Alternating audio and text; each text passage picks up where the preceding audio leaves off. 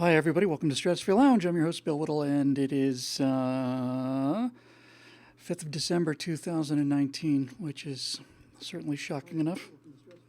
I hate it when that idiot starts talking over me. I hope everybody's doing well. Today is one of those days where you just realize that there's just not enough time to get done the things you need to do, and if I didn't get any sleep at all, I think I'd still be out of time. There's so much to do.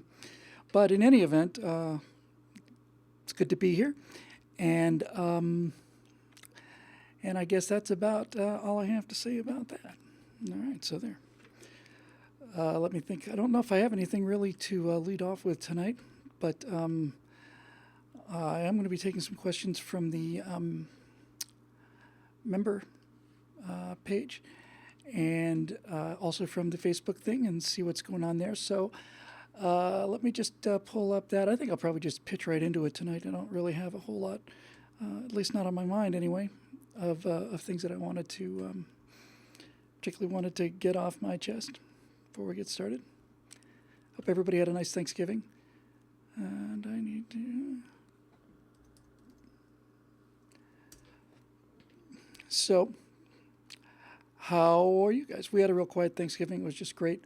Had a chance to just, sort of kick back and relax. And Natasha and I had a nice little private dinner, and that was fantastic. So I am just poking around here. Give me 1 second.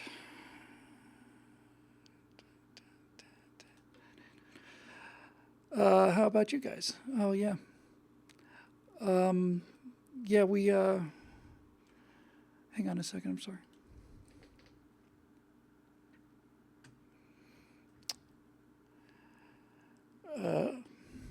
Yeah, I'm a little out of it today, just a little spacey for some reason or another. Don't really know why, but that's sometimes the way it goes.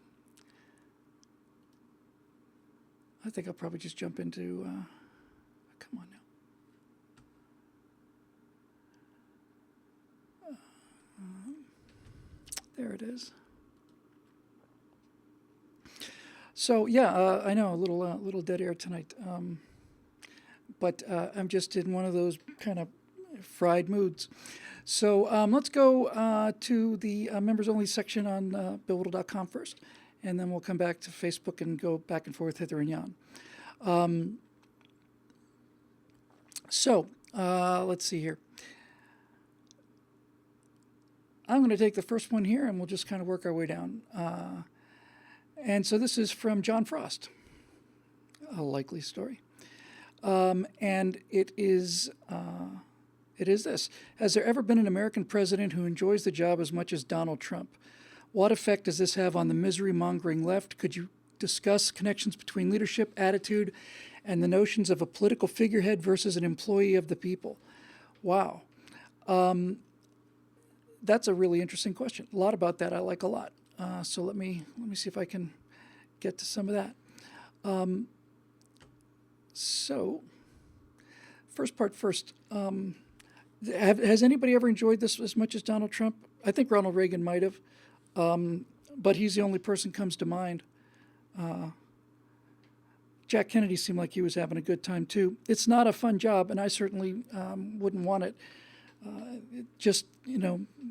All you have to do is take a look at pictures of a guy when he was elected, and then especially if they did 2 terms, you take a look at them at the end of 8 years, they look like they've aged 20. Obama was the same way, George Bush, all of them. It just sucks it out of you. So I think the part that's more interesting is what effect does it have on the misery-mongering left? And this is another aspect of the Trump phenomenon that I haven't had a chance to really spend too much time on. All of the power that the left has is power that we give them. The only power they have over us is the power to make us shut up and do what they want us to do because they make us feel guilty. They use peer pressure and social proof, and they start throwing around terms like racist and Islamophobe and all the rest of it. And so good people who aren't any of those things just shut up. But basically, the whole thing is, in fact, a bluff on their part, because if we didn't shut up, they would have no power over us whatsoever. We got the guns. Hooray. So the whole thing is just predicated on you doing what you're expected to do, which is to take a knee to their moralizing and their attitudes about what's right and what's wrong. And if you don't do that, then they don't know what to do with you. And this is, I think, the thing they hate most about him. He either sees right through their power or it just doesn't bother him. Either way, it completely negates it. So he just simply doesn't seem to care. And that's why he's president, because he doesn't care what the left says about him. He doesn't care.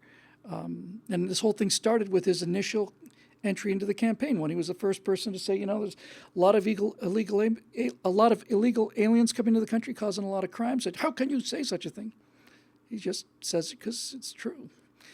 And he has that ability, I think, to just simply ignore what people say. And this has got to come from his background. I mean, the guy not only has an enormous ego, obviously, but also has had to deal with a lot of really shady characters and a lot of nasty people in business and so on.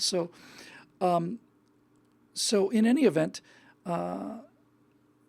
he seems to be the only guy who really understands that sticks and stones thing that we used to learn. And then final part of the question is, could you discuss the connections between leadership, attitude, and the notions of a political figurehead versus an employee of the people? I'll be honest with you, John. Donald Trump is, in my opinion, is doing an amazing job of prying this government loose from the unelected bureaucrats that think that they own it and giving it back to the American people. But with that said, I don't think of Donald Trump as a public employee, and I don't know if he does either. He may say that he is, but he certainly doesn't strike me that way. Ronald Reagan, just something I happen to know about anecdotally, he was an employee of the people, and his speechwriters would say he just wanted to find out what the American people wanted and do that. I think Donald Trump is more like a bull in a china shop, and we not only did we put him in the china shop, we locked the china shop door behind him until everything was thoroughly smashed. So he doesn't strike me as the kind of guy who gets up every morning and says to himself, how can we do the will of the people today?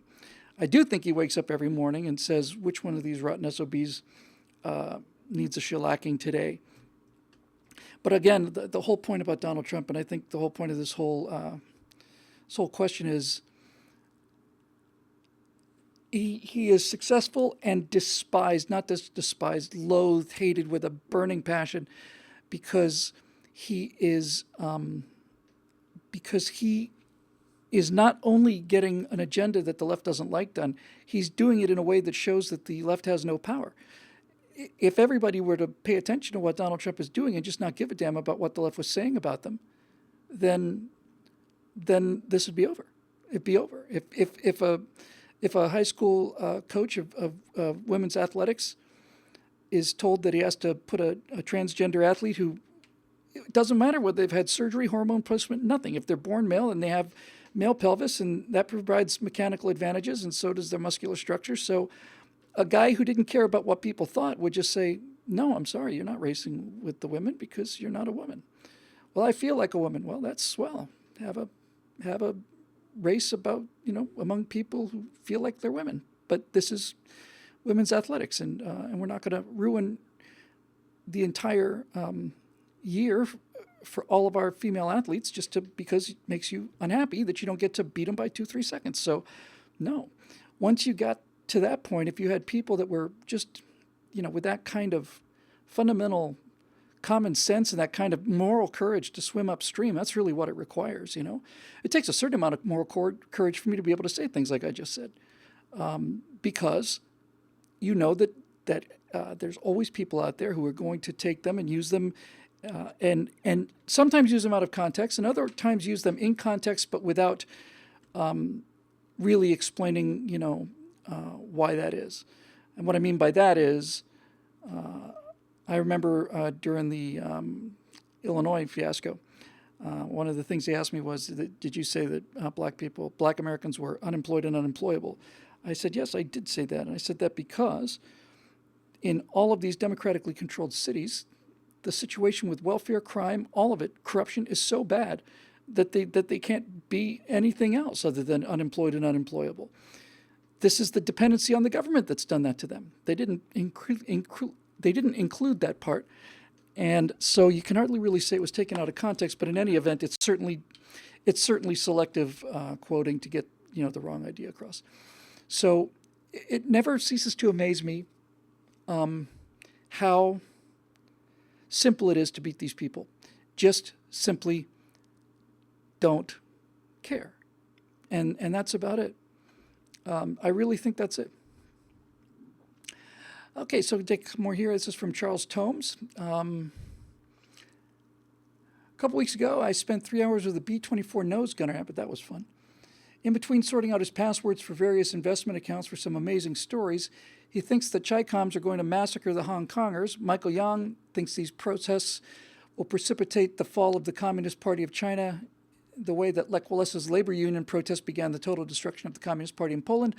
What does the little crystal ball see? Well, the most interesting, disturbing, emotional World War II story, bombing a Japanese destroyer. One of his squadrons of B-24s was shot down. Their B-24 orbited for 40 minutes, subsurfaced and picked up the floating survivors. They didn't know if it was American or Japanese, the sub presumably. It was Japanese. The survivors were taken to Nagasaki, where they died when the second atomic bomb was dropped. I believe him kind of puts a certain perspective on current events. And he tried to post that earlier a couple shows ago, and I didn't get to it. So sorry about that, Charles. So let's see what we can unpack here.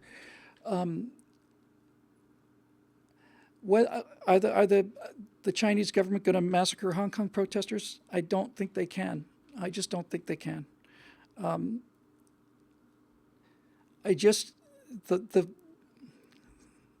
The backlash would be so overwhelming, and if you think that American politicians are sensitive to camera time, then China, with its overwhelming inferiority complex, is utterly obsessed with image and how they look.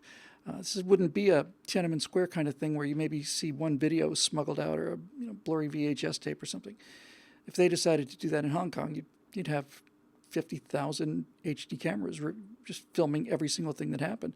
And I actually have to tell you, I don't think that any kind of war against civilians is really possible in this day and age. Certainly not.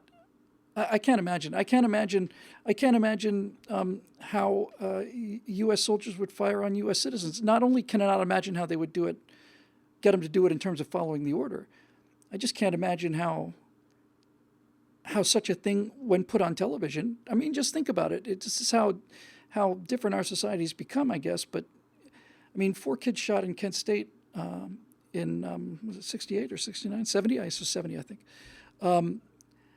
So, and the country was just horrified, and rightfully so. The idea of, forget on whose side is who, the idea of soldiers or National Guardsmen firing into a crowd of protesters, even a crowd of rioters, to be honest with you, and just watching 30 people go down, I just can't conceive of such a thing. I really can't. So I don't know whether they're going to go in there and smash heads, but I don't know how they'd recover from it if they did. I guess they have to do the same kind of cost-benefit analysis anybody else has to do, Charles, This Hong Kong thing is hurting them. It's hurting their image, and it's probably hurting their economy a little bit. If they go in and smash things up, first of all, there's no guarantee that they would solve the problem. Second, the damage that they would do to their economy in terms of people boycotting their products, it's hard to imagine what would be worth that. I mean, I think the only thing that China would go to the mat for these days and take that kind of publicity hit, because we live in an era of, this is the public relations era. This is the era of the press release being more powerful than an atomic bomb.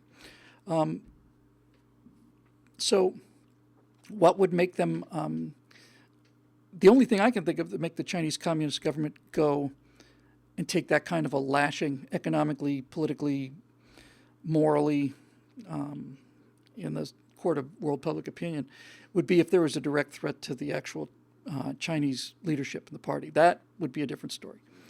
But Hong Kong doesn't pose a direct threat to the leadership. It poses an indirect threat to the leadership, and they're well aware of that. But I think the only way that the that the Chinese would open fire on large groups of civilians because of the cell phone. Don't get me wrong; it's not that they don't want to. This is the kind of thing they would do with pleasure and have done with pleasure throughout their entire history.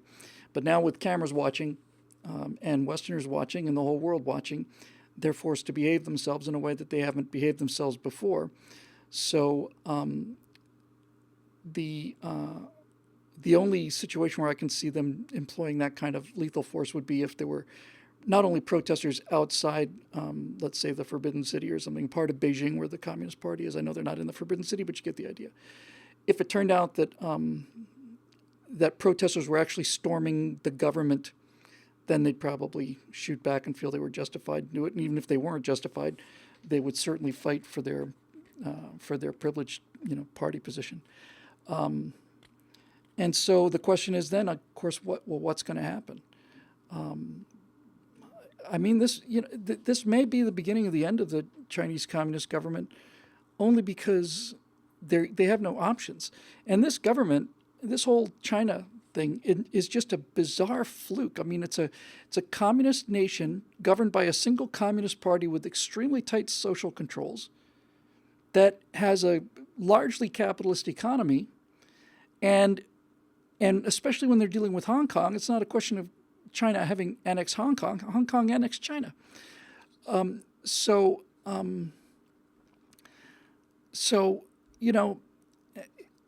they're kind of stuck, and they will eventually go, and I think they might go sooner rather than later. There's a theory that says that the more you suppress people, intimidate them with either violence or peer pressure, whatever, the more you repress them, the faster that regime goes when it finally goes, when the tipping point happens. I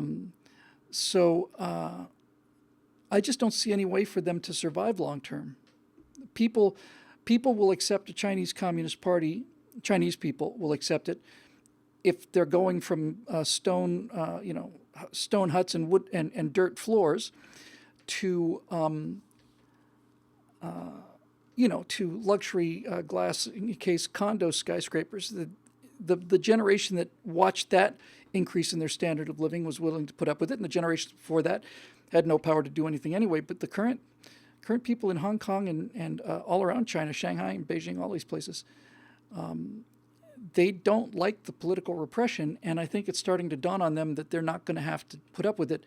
And every day that Hong Kong protests continue is another day that more people in China are convinced that the government can be stood up to. And now the leadership is so pot committed that they either back down with a tremendous loss of face, or they go in there and start killing people with I'm pretty sure that would touch off a revolution in China. I feel fairly certain it would. And then their final option is just let the situation go on as it's going on. And that doesn't seem like it's a very viable option. But if you look at the cards in your hand, and you're the Chinese Communist government, that may be your only play. It's yes, this is terrible, and we're bleeding. And if we walk away, it's a catastrophe. If we smash them, it's a catastrophe. We don't have any other choice, so we're just going to let it go on. And maybe the Chinese Hong Kong protesters will tire out first, but I don't think they will. And as many people have said, it's starting to spread. And our friend Aesop says that freedom is contagious. He's right about that. Once people get a smell of it, it's not just it's like a binary thing. I think this kind of a revolution. On one hand, you have to have a vision of what it is you want. You have to have a vision of a free society or a capitalist society. Or you got to have some place in mind that you want to turn your country into. And then secondly, you've got to feel like you can get away with it and have a reasonable chance of surviving. In other words, it can't be automatic suicide, because if it is, it's not gonna catch fire. But once enough people have gathered in protests and political protests, then it gets tough, because now you form these personal bonds. Imagine at a Tea Party rally, if let's pick an agency. Let's say at a Tea Party rally, the FBI came in and machine gunned, a crowd of 500-600 people and killed 150 of them. The people in the Tea Party movement would go home and get their guns, and that'd be the end of that.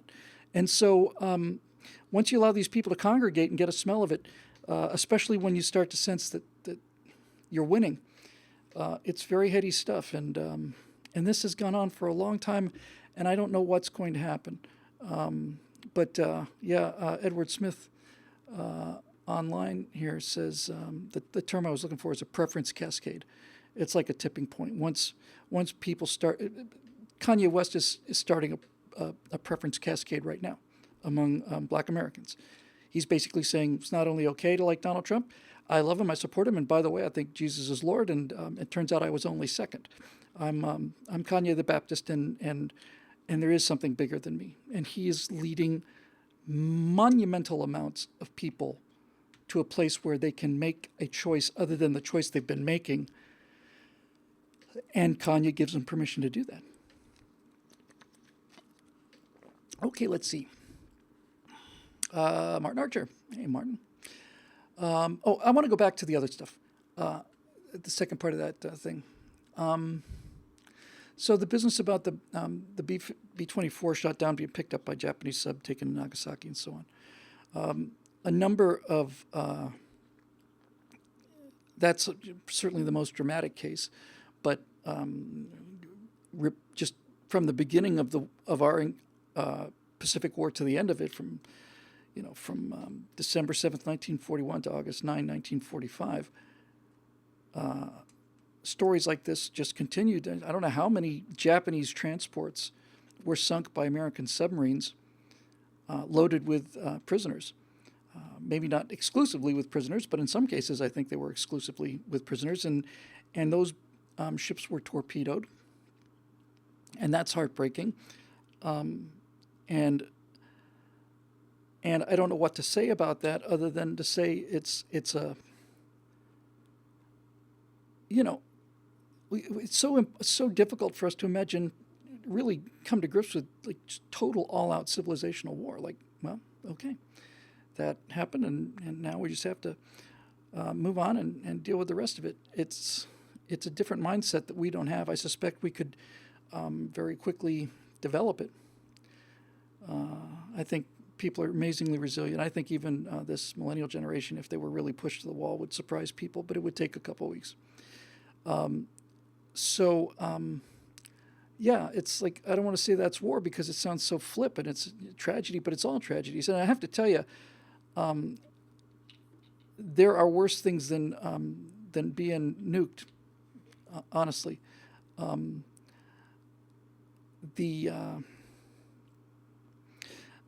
The Japanese were performing medical experiments on Allied flyers. They were routinely executing air crews by samurai sword throughout the course of the war. And if it were me, I'd rather go in a flash than be paraded out in front of these savages and, forced to kneel down. And then even worse things happened. I cannot recommend this highly enough. There's a book called Flyboys. And it's by the guy who wrote Flags of Our Fathers, James. It'll come to me. It'll come to the comment section in a second. By the way, I don't know if you caught up on this, but this was really shocking to me. So Flags of Our Fathers was written by the son of one of the 6 guys that raised the flag on Iwo Jima. And his dad was the medic. And the movie Flags of Our Fathers is based upon that book, James Bradley. So Bradley identified the 6 flag raisers, and 3 of them were killed on Iwo, and the other 3 did a promotional tour all around the country trying to raise money for the war effort. And what I found out about a week ago is that Bradley wasn't one of the flag wavers, and Renee Gagnon wasn't either. 2 of the people, 2 of the 6 people that were listed as flag raisers and went on the tour didn't raise the flag. Forensic photographers and Marine Corps personnel went over all of the pictures taken in all of the locations and were able to do things like determine that the person they were sure was Rene Gagnon, turns out that he didn't have a wedding ring on. And everybody, and there are other pictures of the guy whose name escapes me, I'm sorry to say, who was the guy who actually was in Gagnon's place, and he did have a wedding ring on. And little bits of clothing and stuff that show up in other pictures. They tracked it down, and I have to tell you, I can't believe that that could have gone on as long as it did. And of all the stuff that I find hard to believe, the hardest part for me to believe is that James Bradley's dad and Rene Gagnon went on this tour as the heroes who raised the flag when they knew they didn't do it. I am sure that, well, how can they not know? I mean, it's not like if they were misidentified, the only people who would certainly know that they were misidentified is them. They would know that they weren't in the picture. If everybody else thought it was them, they would know it wasn't them. I suspect that by the time this got sorted out, the picture had developed so much power, so much emotional power, that they probably convinced these guys, look, we've already announced your names, and yeah, it was a mistake, but you're all on Iwo together, you're all heroes, and as Pershing says, John Pershing says, shut up and go on the tour, soldier. I think that's probably what happened. It must have been galling, though, It adds a whole level of kind of pathos to the whole thing.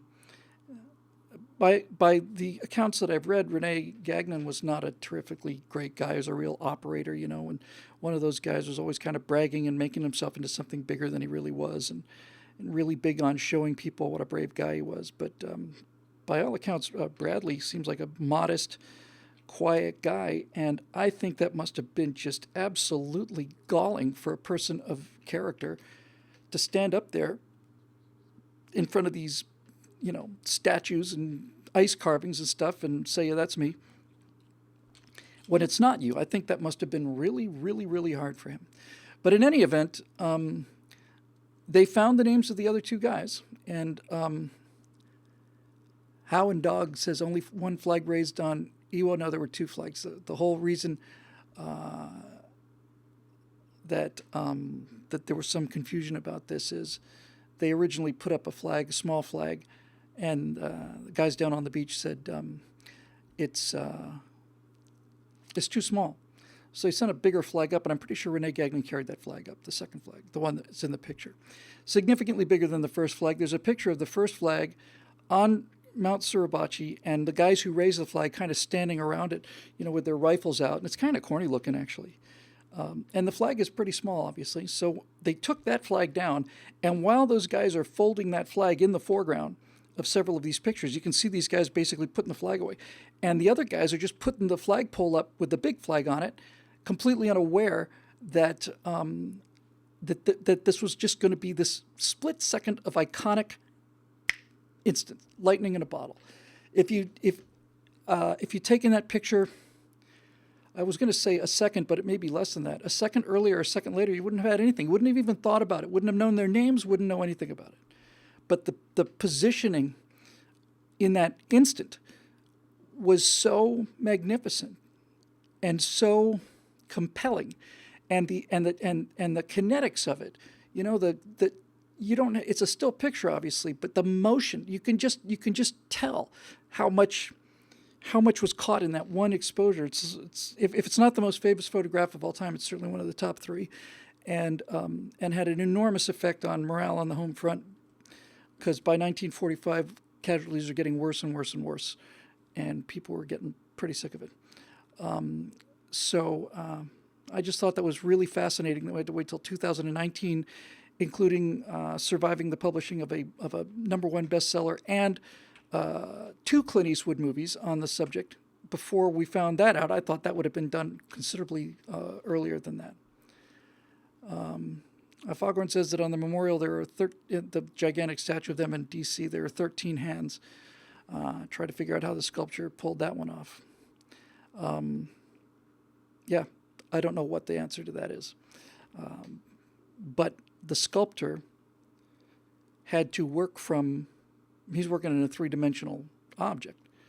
And you can get like a relief, like a bas relief or something, from the camera position, get that pretty easily. But he had to put himself on the other side of of that group of men looking back towards the camera, and he had no idea what was on that side. He had to invent it. He had to invent the positions of their hands that were hidden behind the other guys and their expressions. He had to just basically bring that up. So Babyface Nelson says, "What about the flag raising at the firefighters raising the flag at Ground Zero?" That's a great picture. It's a moving picture, but it's not in this league.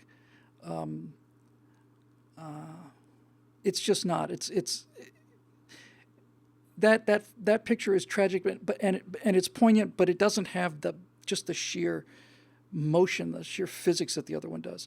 And now we find out that the 13th hand was put there apparently by the sculptor. It's supposed to be the hand of God assisting them. I wouldn't doubt it. But in any event, yeah, that was tough. So let's move on.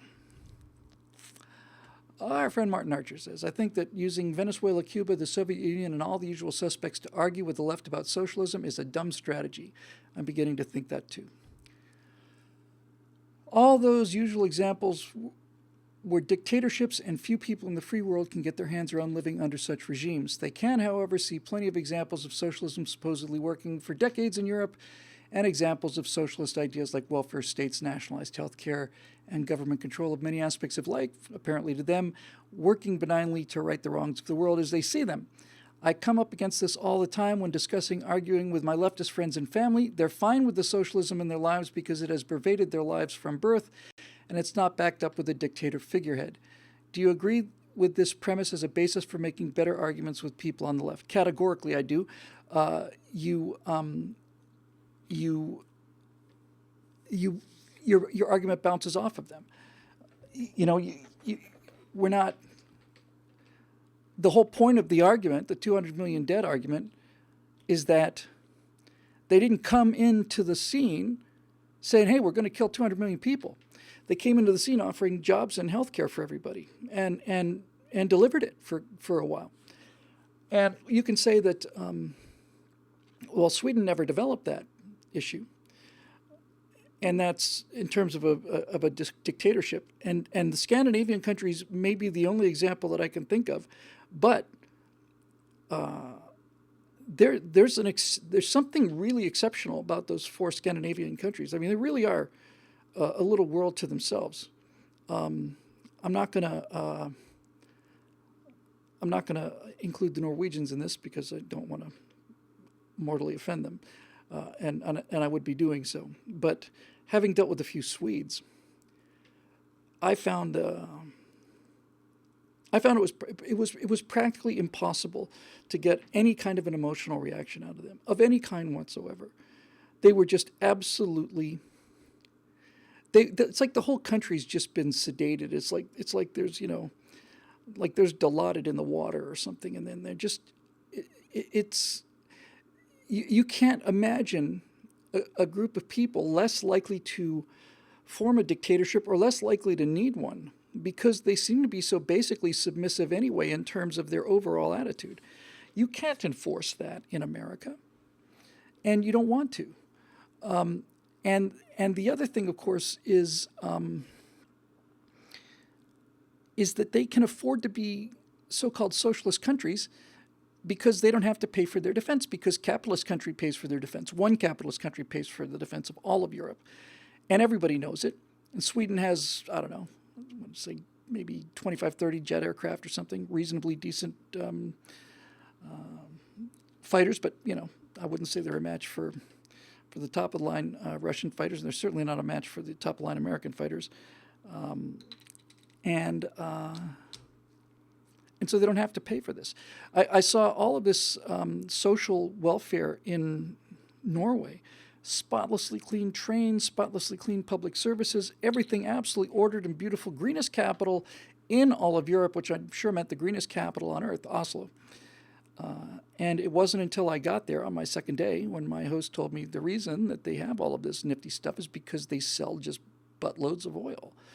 That the whole thing is financed by oil. And that's how it looked to me. It's like, how can this country have all of this stuff with this when I don't see any people here? Just cash rich. We're just pumping oil out of the ground, just like the Saudis. And they're selling it and they're not selling it to us, which means they're selling it to China or the third world, or maybe to Europe. But I'll bet you anything that it's not burned as cleanly as it could be burned. So it's a little hypocritical, I think. Just as an aside here, Dave Big Booty says, did you hear about the Swede who loved his wife so much that he almost told her? Yeah. He loved her so much he almost realized it.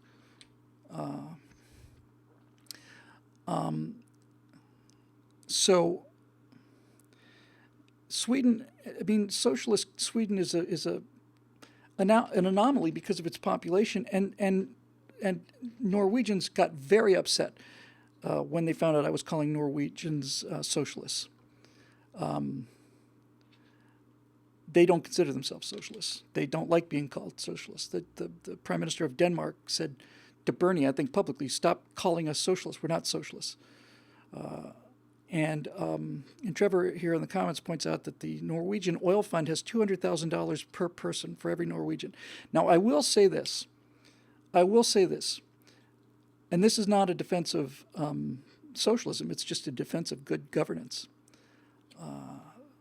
The Norwegian government is not only fully funding all the things it needs to do at the moment, like spotlessly clean cities, mass transportation, all of this stuff, beautiful police force, all of it. They're not only doing that, they know they're going to run out of oil, and they are investing billions, hundreds of billions, I'm sure. They are making hundreds of billions of dollars of investments around the world so that when the oil runs out, they'll still have income. And that's just plain good management. That's what you would expect from anybody, what you'd hope at the very least, that your financial advisor would do for you if you had a 401k. And the idea that a country would be actually putting money away, taking in more than they spend and putting it away for a rainy day is almost unbelievable. So anyway, and look, if you really want to argue the argument about Sweden and socialism, the best argument is that socialism in Sweden isn't working. It's a Ponzi scheme. It's like any other Ponzi scheme. You can steal a lot of money in the beginning of a Ponzi scheme because you got a narrow pyramid at the top, all these suckers coming in on the bottom. They're paying the people on the top, so they're doing all right. But after a while, as the base of the pyramid gets wider and wider and wider, you no longer have that upward flow of cash. And once that stops being a pyramid and starts being a column, then nobody makes any money. And if it starts to become a cone, a funnel, then people are losing money in catastrophic ways. And this is what's happening with them. It's not a question of my opinion. The fact that Sweden is not working is indicated by the fact that they're not making enough Swedes. And so they have to bring in Swedes from Algeria and other places in northern Africa and so on. And they don't want to be Swedes, as it turns out. I think the first generation did. The first generation of immigrants did. But certainly the people that are going there now have no interest in being Swedish. They have no interest in the customs. They certainly don't feel like they have to work their butts off to help these tall, blonde people retire in peace.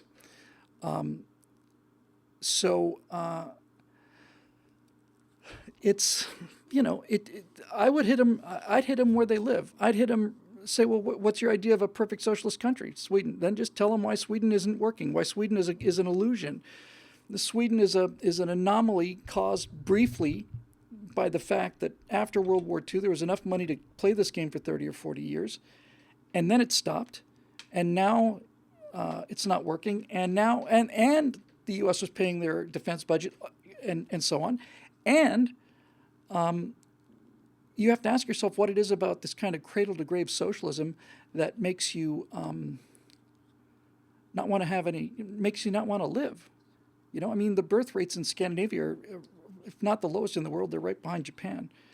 And it turns out that this isn't such a big surprise, It just isn't. If you are born into a nursing home and everything is taken care of for you, then you not only do not have to develop any initiative, you don't have, there's some, if you're fed cradle to grave, I just think that it does something to your life force, that it it makes you into a rabbit. You know, it makes you into you're just pushing a food pellet. That's the limit of your exertion. You know, and your ambition too. Like I said, and I mean this in a nice way. I had an enormously good time in Norway, and I thought very, very highly of the Norwegians, very highly of them, and I still do. But I was trying to put my finger on it, as I mentioned before on this show. When I finally got to it, I said to my host, who was an American who'd lived there for 30 years, I said, you know what, I finally figured it out, Dick. This is like a game preserve for humans. If you had some humans and you wanted to take really, really good care of them, you'd create Norway. And you'd make sure that everything was safe and clean, and that all the fountains worked, and all the driveways worked, and all the cars worked, and the humans could get from one place to another. And you would allow them to do whatever they wanted to, and make their lives as comfortable as possible from the moment they're born to the moment they die, just like any other pet you might have. And just make sure that they don't go to the boundary where the fence is, because once they get outside the fence, then they're going to face the real world, and that's not going to be appealing to them. And you have to ask yourself, is that actually better? And I guess we might have talked about this once before, and if not, it's worth talking about again if I did. It really comes down to, do you want to be a wolf, or do you want to be a poodle? And look, there's a lot to be said for being a poodle, a lot to be said. And if any of you have pets, as I do, and as I'm sure most of you do, well, you may say to yourself, I'd like to be a wolf. You've already decided that these creatures that you love are going to be poodles. And so the question is it better to be a wolf or a poodle? I think about this quite a lot. I think about it with my cats. I think, sometimes I see them there and they're lying there and it seems like maybe they're bored, although this house that we're renting is cat heaven. It's just so much for them to look at and do. But the question is, would that cat be happier outdoors? There are feral cats everywhere, and they're slim, sleek. They go wherever they want to, do what they want to, make all kinds of noises during the night. They usually live to be 4 or 5 years old, maybe 6, 7, something like that, covered with fleas and other parasites. And there's a lot to be said for the poodle path, a lot. So the question then becomes, which one do you want? And I think what you really find out, Martin, is that when you run into people who tell you they want socialism, what they're really doing is they're telling you they want to be poodles. And I think that's maybe where I would go with them for the argument. And I wouldn't, pardon the expression, I wouldn't rub their noses in it. I would just say, so you think it's better to be a pet than it is to be a wild animal? It's better to be in confinement than to be free. That's what you're talking about. And frankly, it's not a big step to say, well, if you really want to, here in America, you can have your rent paid for, all your food taken care of, all of your medical care taken care of, absolutely free, anytime you want it. It's called prison. And that is what they have, in a sense. They have a kind of a intellectual, emotional prison. And then if you really want to get their attention, you could tell them something, and I told them back in the eject days, probably 4 or 5 months after I started writing. You could tell them that there is a word for people who have had their food, medical care, housing, clothing taken care of for them, and that word is slaves.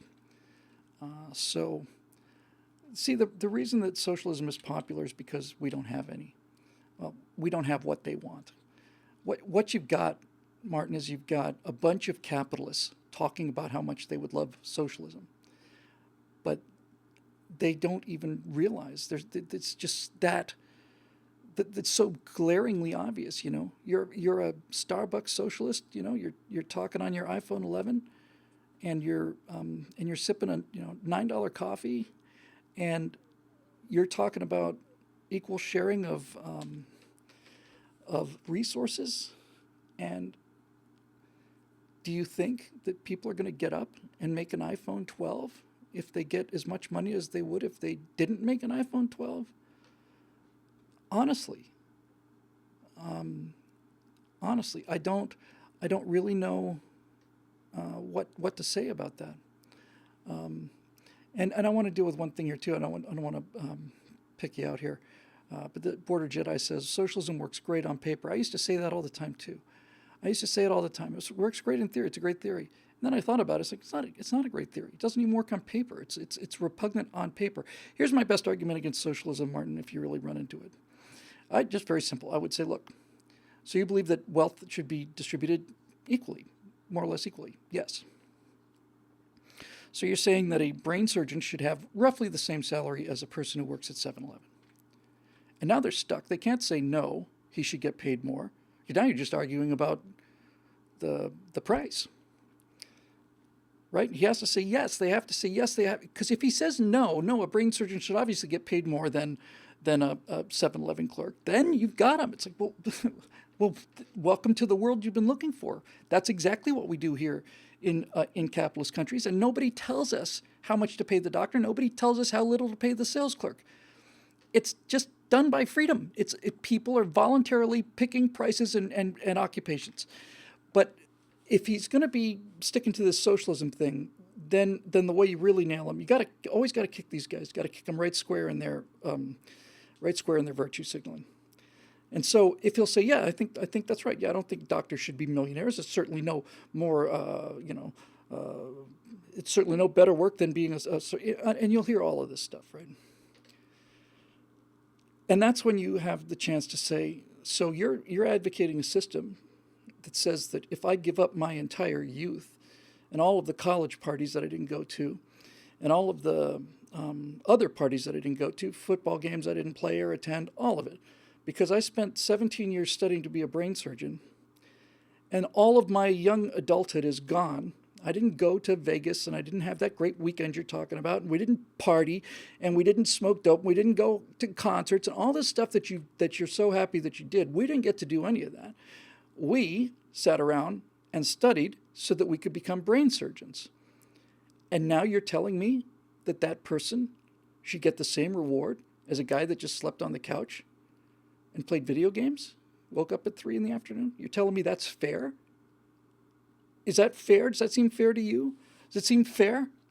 What about if you don't like the brain surgeon thing because it's a little too bourgeois, then what about a guy who's working in a coal mine? If you're telling me a guy who's working in a coal mine should get the same amount of money as a guy who's sitting on his couch, sleeping till 3 and watching computer games, how can you possibly say that is equivalent? You can't. And so if you turn out that you put it to people by force, you say you are going to all make the same amount of money. We're going to take half of your brain surgeon's salary and we're going to give it to the sales clerk. Then what you're going to find is when being a sales clerk and being a brain surgeon pay the same, you're going to find very, very, very few people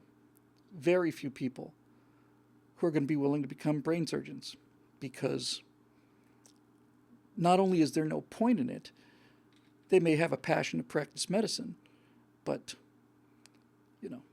it's not just the practice of medicine that drives these people. Most of these surgeons especially are just really super high type A people. In fact, one of them, I made this argument once in a group full of young people, and one of the young socialists got up and said, yeah, well, that's great for you, and works great for white males, but what if you're a person of color working at the 7-Eleven and you don't have the means to do this because of this societal repression and privilege? Huge applause. She's just beaming, smiling, just so proud of herself for all the virtues she's signaled. And I let that applause die down. I said, I'm so glad you mentioned that. I'm so glad you mentioned that. Do you know one of the most highest paid men I ever met in my life was a brain surgeon, and his name was Ben Carlson. And Ben Carlson grew up so poor that he didn't have shoes. He would come into a dirt floor home, and his mother insisted that he read and that he study and do all of these things. He's not only poorer than you are, he's poorer than you could ever imagine being. He was poorer than the poorest person in the country today. And he has gone on to become, I said Carson. He has gone on to become not only a brain surgeon, but the brain surgeon. He's the guy you call when you've got conjoined twins, I mean, he did it through hard work and determination, largely helped by his mother, and that kind of shut her up, you know. So that's what I would do anyway. So let's move on. See here, we'll do one more from BillWhittle.com. We'll go to the Facebook page.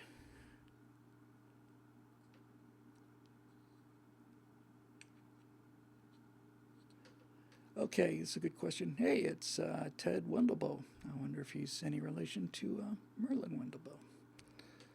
I'm going to go with the chance that it's likely. Between YouTube eliminating channels that are, quote, not commercially viable, unquote, and demonetization and other YouTube crackdowns, is it not the perfect time for some competitor to build a free speech alternative video hosting site and catch all the rats abandoning the sinking ship that is YouTube? I've heard this before.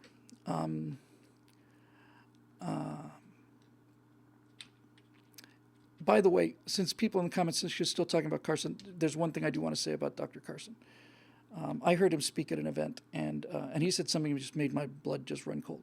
He said, yes, I have houses, I have nice houses, yes, I have nice cars, and I've got all this stuff that the money has bought me. He said, but they could take all of it away from me tomorrow, and in 6 months I'd have it all back again, because my real wealth is up here. All right, then. So anyway, back to Merlin's question. There's been talk about this for a long time, and the problem with it is the network effect. Now, it's not like a pure example of the network effect. For those of you not familiar with it, the network effect is basically a very simple rule of nature, I guess, certainly a rule of economics, that says that the more people that are on a network, the more valuable the network becomes. In other words, if you're the only person in the world that has a cell phone, that cell phone's useless. And if there are 2 cell phones in the world, that's pretty much useless. And there only comes a point, there's a kind of a tilting point where now so many people have cell phones that now you want to have a cell phone too, which also works because they're making so many cell phones now that the prices come down. So it's not quite the same thing, because on some level we link to things on YouTube. So to answer your question in some detail, what it really comes down to is this, Merlin. The thing with YouTube is you have to think about YouTube in 2 different ways, and they both matter. One way is that it's a video hosting site, and that way is terrific because it's a lot of bandwidth, costs money, and the ability to host videos on YouTube for free, in fact, have people pay you to watch them, is just fantastic. But the problem is that so much of the YouTube views are generated by things like your subscription button and the choices that Google puts in front of you, that you can, in fact, completely repress a channel and put them out of business. And so you need to, when you're looking at a replacement or just trying to understand what's going on, you have to understand you've got, on one hand, you've got a video hosting problem, and on the other hand, you've got a censorship problem. And you could certainly, somebody step up with some money. YouTube, I'm sure, makes money. Obviously, it makes money. You could certainly find a way to, let's just say you could get the money, because you're talking about, if not billions, and certainly hundreds of millions of dollars, I think, to do this right. So you buy yourself a gigantic, memory farm, and you back it up, and you say, we don't censor content, and we host it. People would start going there. I would certainly start going there. But if you went there and you weren't a content provider, you'd have no reason to stay. I mean, if you went to this place and all you saw were, conservative commentary, I know you'd think, my God, I'm in heaven, but you wouldn't stay. I don't stay on YouTube for conservative commentary. I spend all my time there, virtually all my online time there, when I'm not flying around other star systems and stuff. And YouTube is YouTube because YouTube has so many billion, I guess it's got to be billions by now. Certainly it's got to be hundreds of millions of videos. I don't know how many there are on there, but there's a lot. And so I like YouTube because I think that regular people, content creators, are far more talented than the people in Hollywood. Far more. There are 3 or 4 or 5 YouTube channels. We did a show on this a couple of months ago that I follow, and I watch everything that comes out on them. Critical Drinker is getting to be one of my all-time favorites. This guy does the same level of script criticism that Red Letter Media does. I don't know what this guy did before he became Critical Drinker, but he certainly knows his way around writing and screenplays. And so he's not just bitching about movies. He's basically telling you why this sucks and how this simple thing could have made this so much better. And you go, wow, he's absolutely right. There's nobody doing that in mainstream media. Nobody. And mainstream media, as we understand it, it's really reaching the end of its line. We did a segment on CBS News moving to Washington, and I said, "What's CBS News?" It doesn't matter. Those days are gone. He's a novelist. Okay, well, he knows his way around a story. Yeah, he's a little salty, but he makes it work. He's not. What's the word I'm looking for? He's not gratuitously vulgar or obscene. He just uses it when he needs it, and it works. So anyway, the problem with moving off of YouTube, Merlin, is that you can do the video hosting. We could do it at Vimeo, and there are a number of other places where we could put it. The problem is,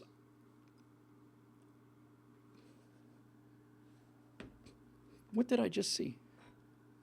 Oh, that's weird. I have a went a little pale there. I've got my playback monitor, and over here I've got the Twitch stream, and there's about an 8-second delay between the two. And I moved my chair, and I was looking around, and then I glanced and I saw something moving across the frame. I thought it was behind me here in the studio. So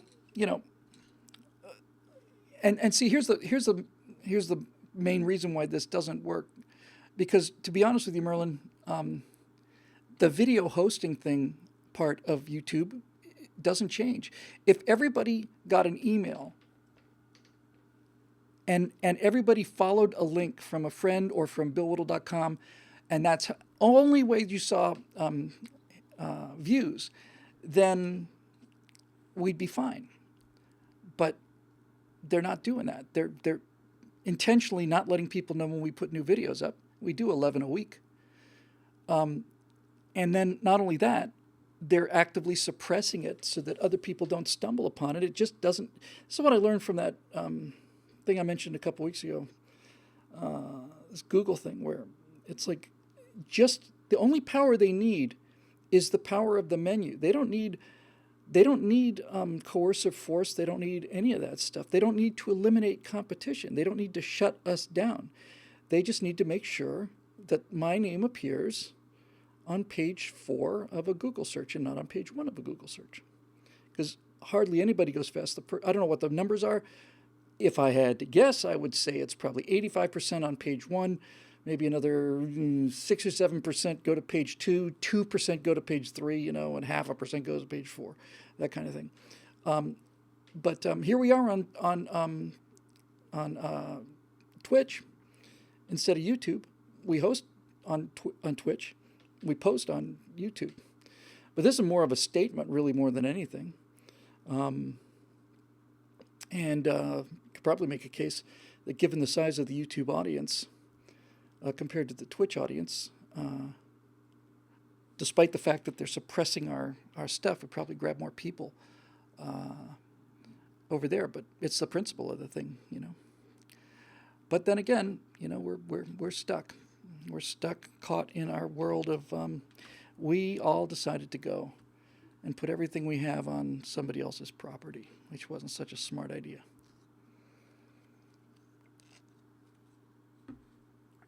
Okay.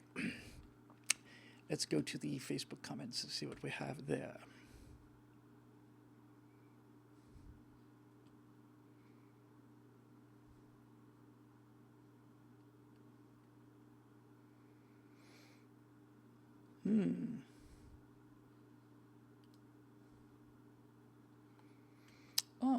I have some one of the comments here is I presume you've seen Midway by now, but I haven't commented on it. I didn't know it was open yet. I will go and see it. I'll go and see it within the next few days. I have no idea. It looked better than Pearl Harbor. Let's put it that way. Let's see.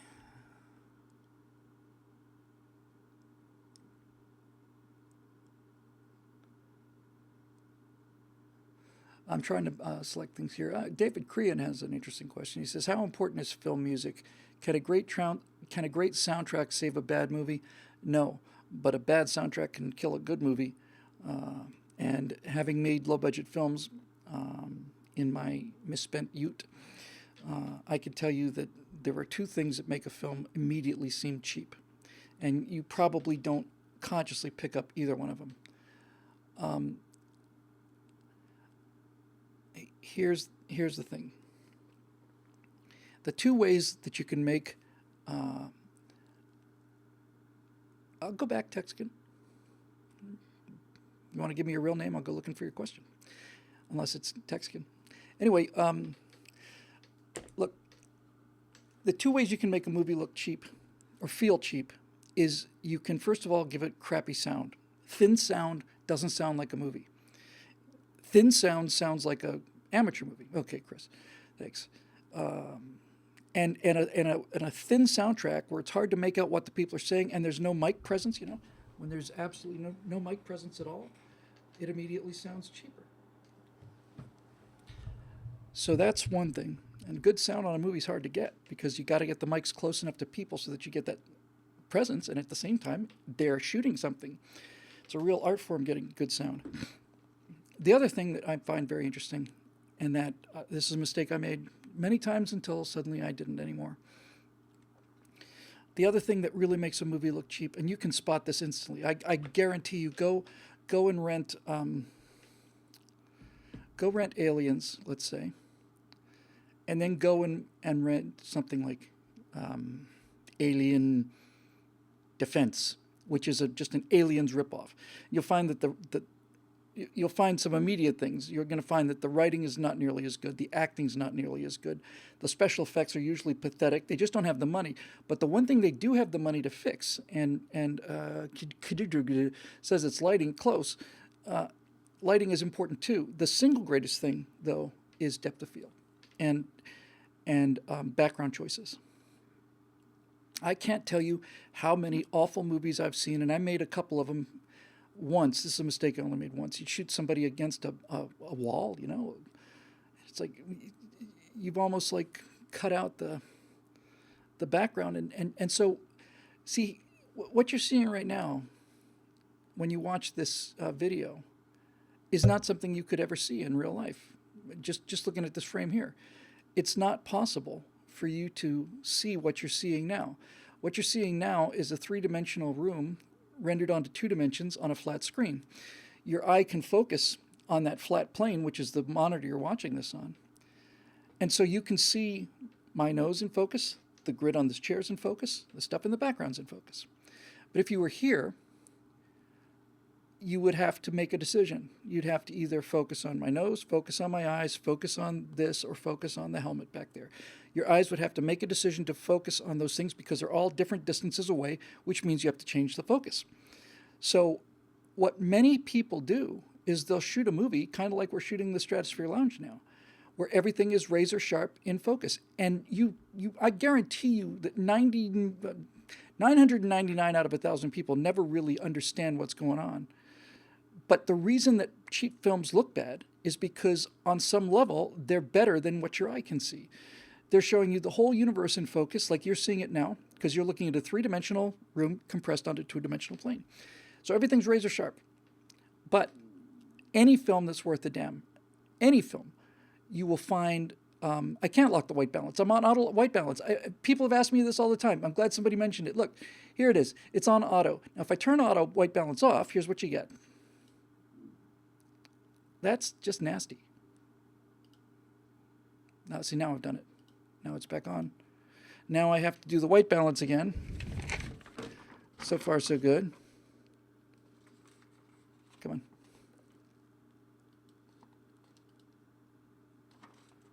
Come on, just do it. You get the idea. It'll come around. Come on.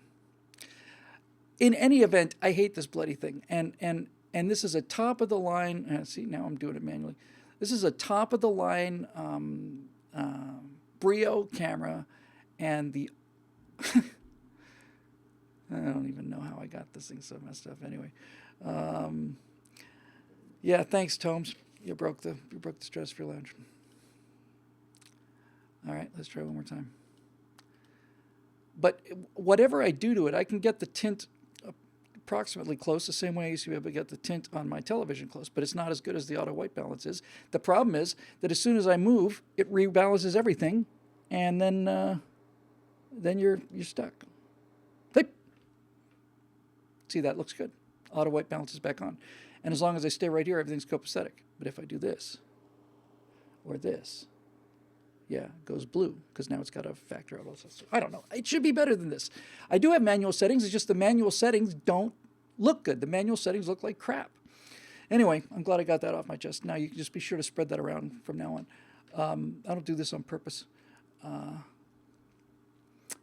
the heck was I talking about? Oh, music and cheap films.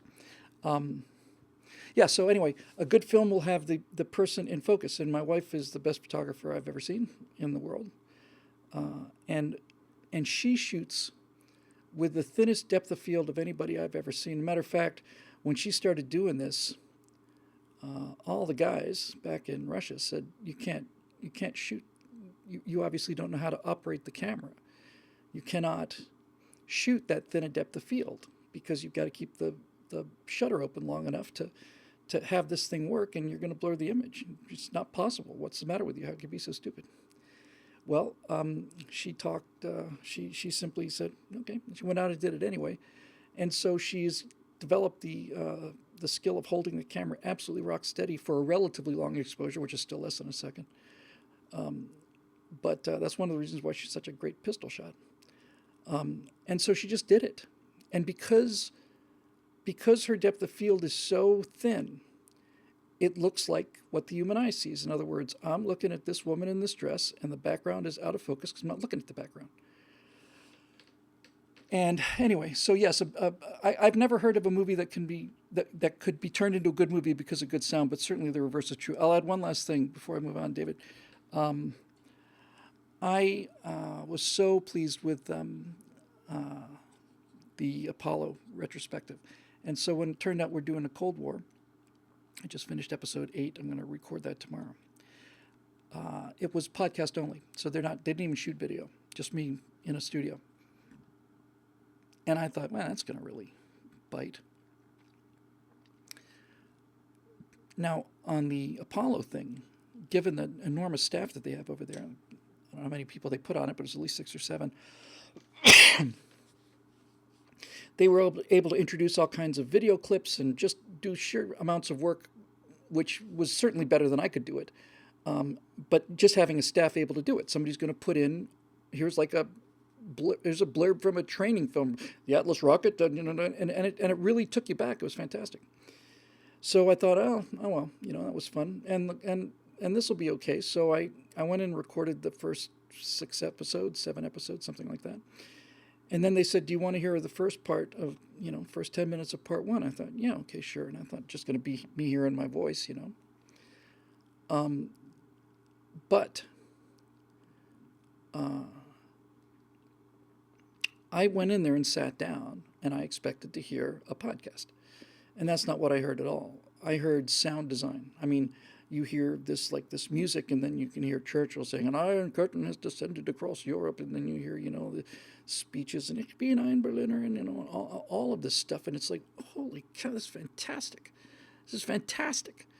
And then next thing you know, you're there. So 90% of storytelling, in terms of narrative structure, is audio.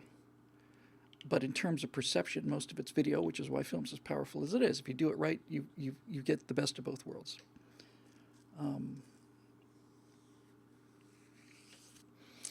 And that's that. Okay. Um,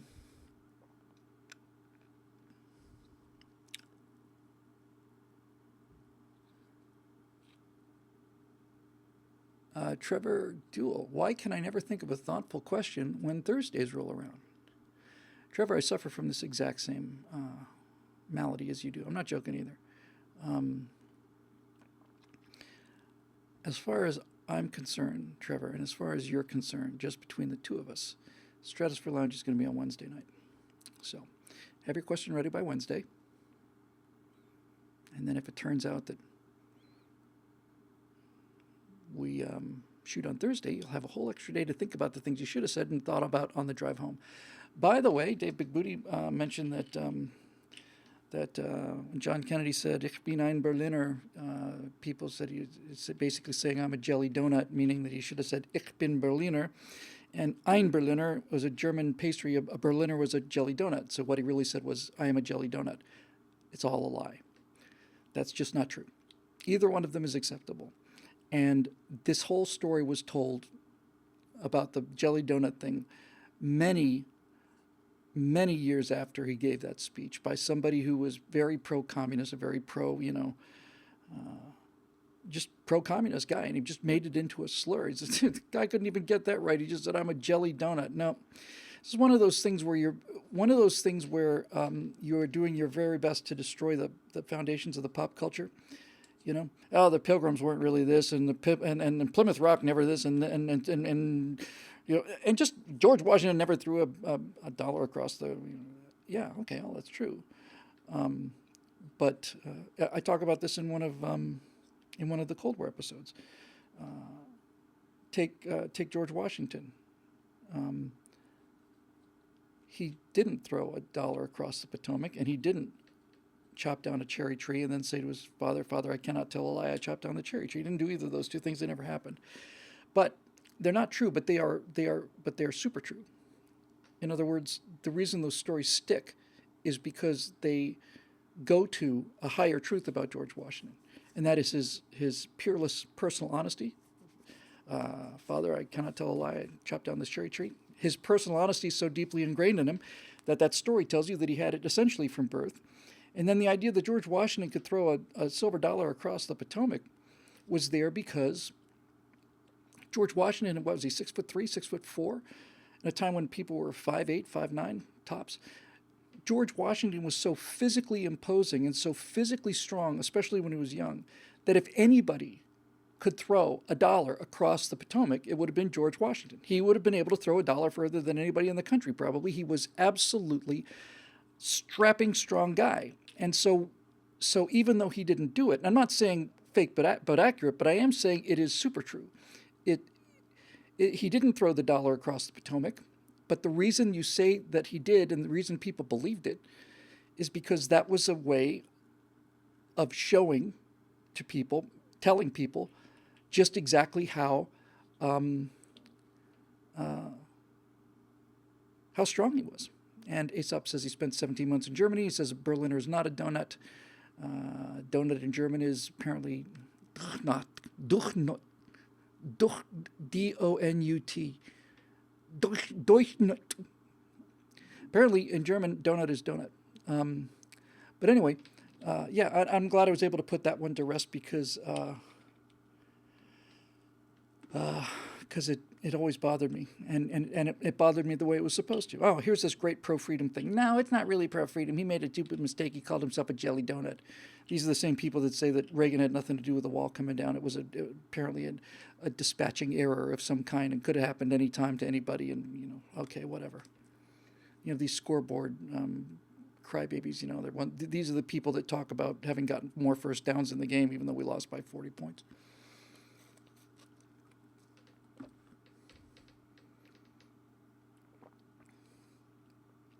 That's an interesting question from Barbara Russell. Name's not terribly familiar. Hi, Barbara. What are your real feelings about neighborhoods' responsibility for their own issues? First of all, I should tell you that, as far as I'm aware, everything I say on the show is my real feelings. Idiot. What are your real feelings about neighborhoods' responsibility? Spelled neighborhood in a British way. I wonder if she's from Europe. throw that extra U in there. I think somebody dumped a gigantic load of U's on Great Britain somewhere around 1780 or something, and now they're just trying to get rid of them, just sticking them everywhere. So, what are your real feelings about neighborhoods' responsibilities for their own issues? I feel the upstanding people of a bad area do have responsibility, and refer you to Comuna 13 in Medellin. It was a mind-changing experience. I would ask that you offer your thoughts on this. Thanks. Well, first of all, Barbara, I don't know what Comuna 13 is, but I can deduce a fair amount of it from your question. It sounds to me like in the middle of Medellin's horrible murder culture, I think it probably was the most dangerous place in the world for quite a long time.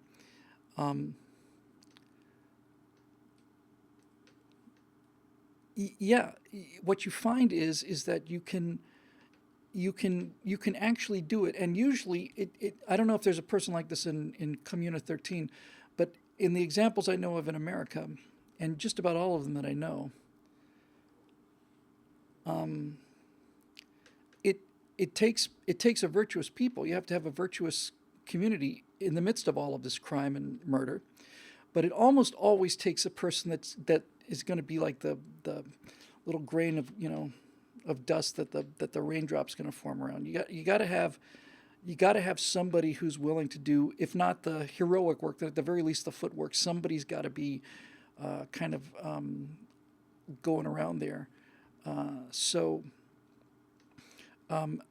What you often find is that people with exceptional personal bravery, and did a story about a year ago on a guy in Mexico, and I'm sorry to say I've forgotten his name, who was exactly this guy. Basically threw all the drug runners out of his town. The army wouldn't do anything because they were getting paid off, so he basically just got the citizens together and painted some cars with a star on it or something, or the letters of his organization, drove around town and just threw the drug cartel out of there. That's just plain moral and physical courage. That guy has taken his life into his own hands, and people around him know that, and that makes the good ones want to help him. So it is all up to the community.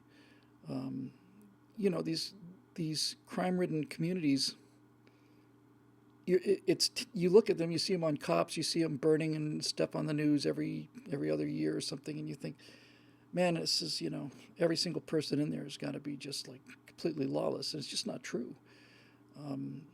It's just that the law is so unenforced there that the lawlessness is allowed to rampage down the street and shoot weapons and all of that stuff. So they have the same concerns as anybody else. They'd like to be able to come home from work without being murdered. And because the environment is so toxic, I'm sure this had something to do with the police episode we were talking about, where Bill Barr said that police should start getting some more respect, because if they don't, maybe they won't have a police force anymore. And Scott, playing the progressive advocate, says he's threatening them with, he's just right. My point was, you can't have effective police if they're not part of the community. You can have guards, but you can't really have police. And this is such an old hacked story, but it's so true. When cops were walking the beats in neighborhoods, turn of the last century, in the late 1800s, early 1900s, when cops were walking the beat, those neighborhoods tended to be very safe, because those policemen knew all of the kids, watched them grow up, were probably at their christening or their baptism or their confirmation or something like that, and they watched them grow up, and they could say, "Oh, that little kid, he's a problem. He's a troublemaker," and they would keep an eye out on you, and they would kind of kind of pull you back, and at the very least, no. And if there was somebody in the neighborhood who didn't belong in the neighborhood, that person would get asked some questions. And anyway, when the patrol car came along, people said, "Oh, well, you need two things. You need an automobile, and you need radio communication. But once that was happening, then people thought, just think, we can put the cops in cars, more comfortable for them. We can cover a lot more territory with fewer people. What a grand idea! And then you get what we had in L.A. and still have large part in L.A. and in most of our cities, and that is, you have the police force, which is a culture that exists inside an automobile with white doors and black body, and then you have what goes on the street, and the police are often not even from the communities that they're enforcing, and so on. Neighborhood policing is not just a catchphrase. It's not just, hey, let's try this like new math. It's what makes a police a police. It's the difference between a police and a militia, or the police and a standing army, or the police and a guard unit, or the police and a private army. It's homegrown, and to the degree that that cooperation exists, then that's how much law enforcement you're going to have, and how good your police force is going to be, and how good to the people as well as to the cops. So, like most of us, or at least most people my age, I grew up with officer friendly. My mom always told me, if I ever get lost, go find a policeman. That always worked out real well for me. I always treated them with respect. They always treated me with respect, I think with maybe one exception, but can't all be perfect. And as a matter of fact, I can tell you on 2 or 3 different occasions, including the police of the Federal Aviation Administration, that if you have enough respect for a police officer, just be honest with them, because they get lied to 200 times a day. Just being honest with them is sometimes, not always, but sometimes it's enough. It's enough to just get you off with a warning. It's like, oh, so you're aware of the fact you did something wrong? I sure am. Yeah, I went up that hill way too fast. I remember that so clearly. I got pulled over once when I had just when I got the Camaro, the Camaro, and I was going up a hill, and it was maybe, I don't know, 40 mile an hour zone or something, and I look behind me, I see these lights on, and I pull over, and the guy said, came up with it. I don't know why they asked this question. Some policemen out there might know this, but I've never really figured it out. Maybe they just want to catch you lying. I don't know. So the first thing he says is, do you know why I pulled you over?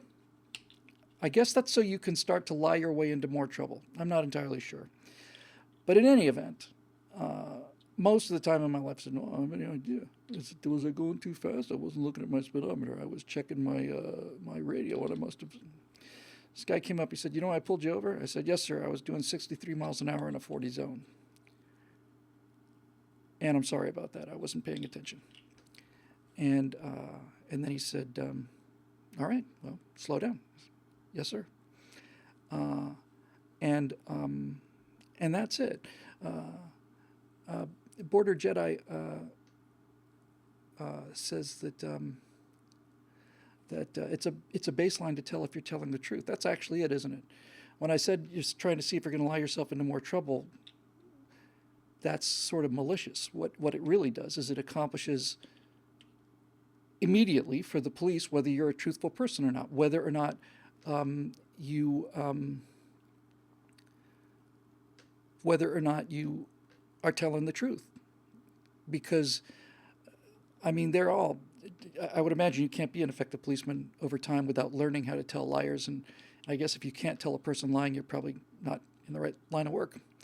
But having watched cops, like I watched cops religiously for 7, 8 years of my life. I mean, I watched it all the time. I binge watched 3, 4, 5 hours of it a day. So I saw lots and lots and lots of episodes of Cops. And the one thing that's most striking about watching that show is just how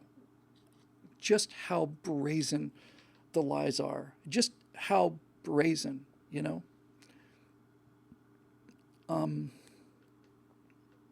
I've told this story many times on this show, but apparently it's true.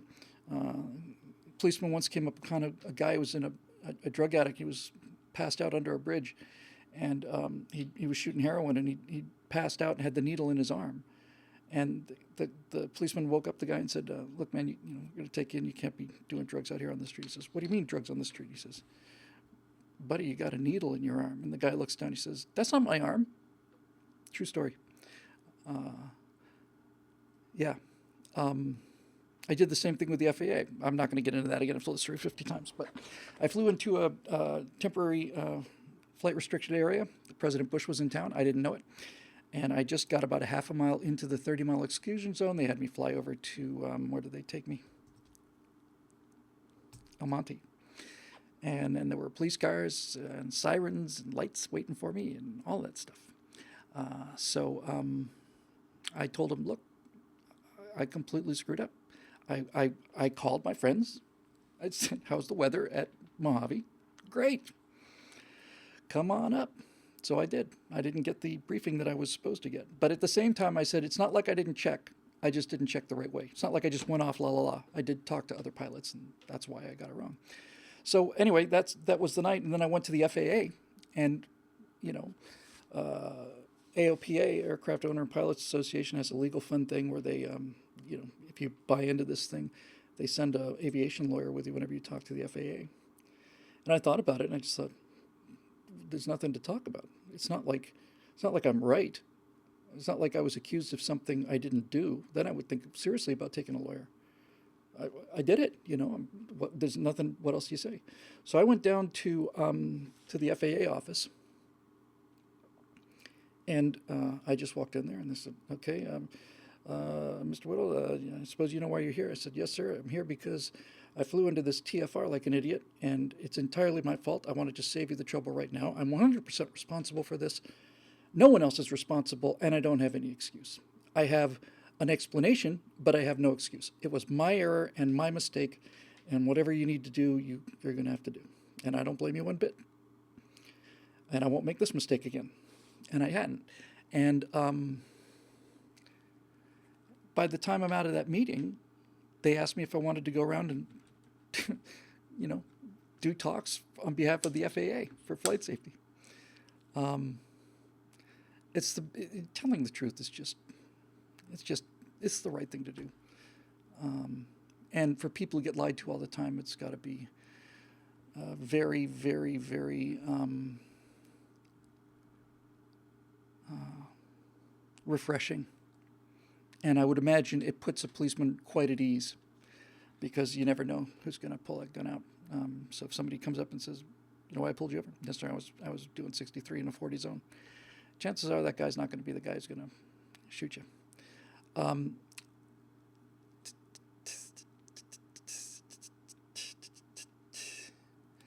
Well, I just want to make sure I get this right. We'll do a couple more. I just want to check something here.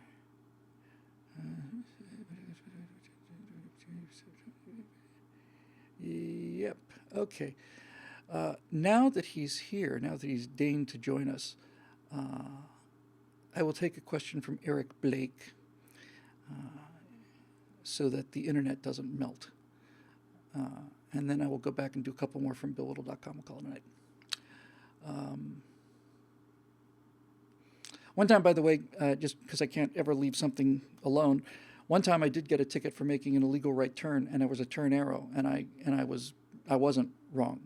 I waited for the arrow. They wrote me the ticket, and I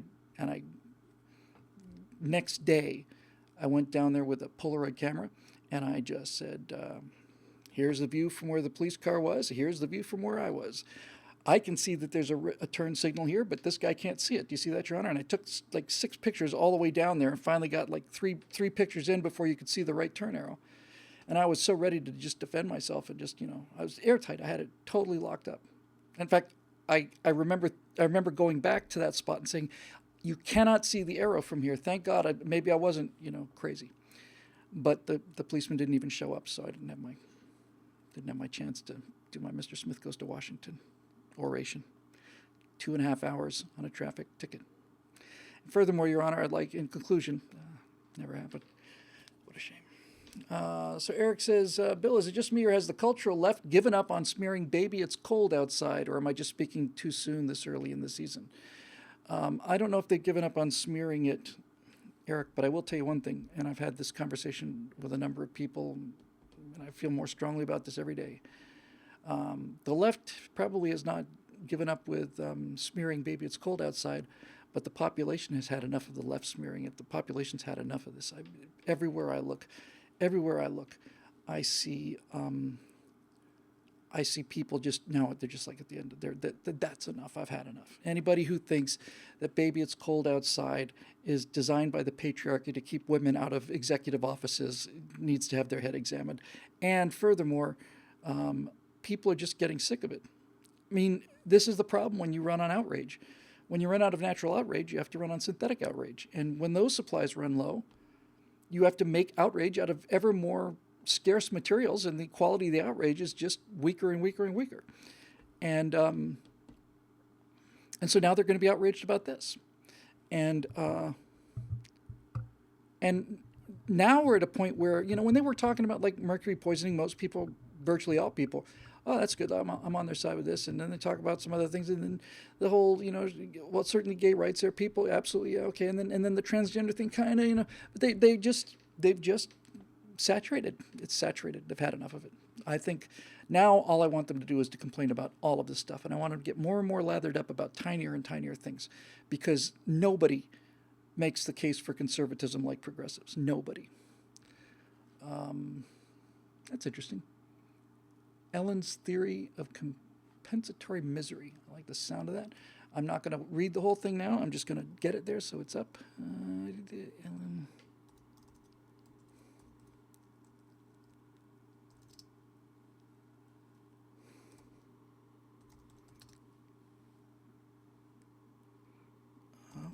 He's got a lot of theories, by the way.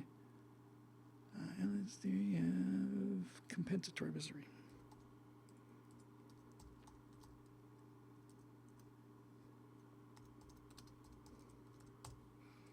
You know why Google got to be Google? Why they got to be who they are?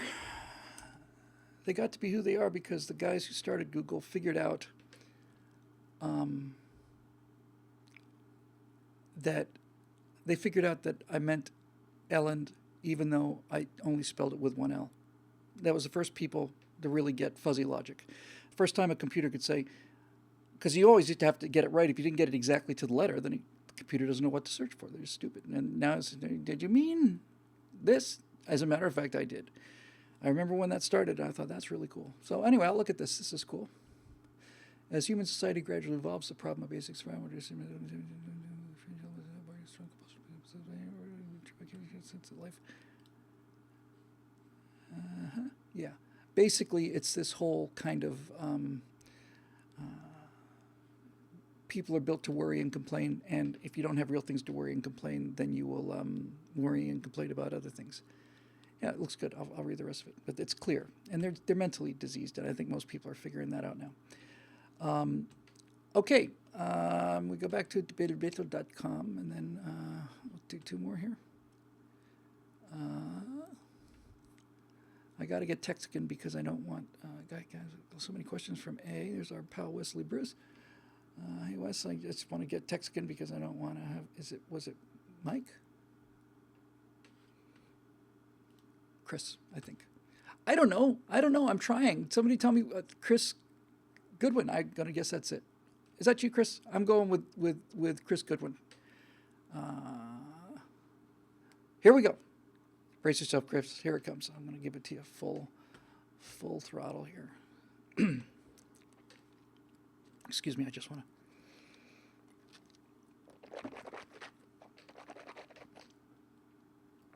Okay, we got to do this right.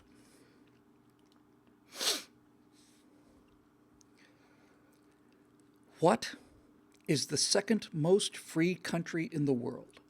We all consider America to be the most free nation on earth, at least for now. But does anyone come close to our freedom in the U.S.? Thank you. Thank you very much. No, they don't, actually. You're tempted to think of it, and you watch, constantly hearing America used to be number one in economic freedom, then we're 17th, and now we're back up to 6th or something like that.